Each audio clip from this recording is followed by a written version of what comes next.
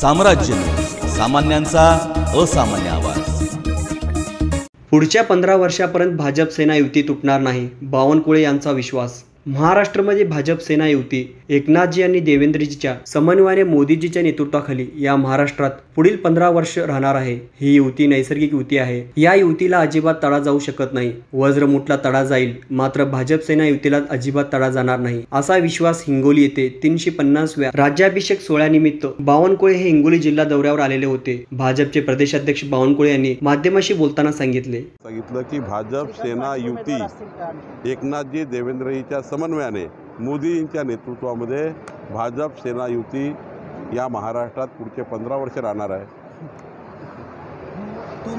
आणि ही युती नैसर्गिक युती आहे। या नैसर्गिक युतीला कुठेही तडा जाऊ शकत नाही।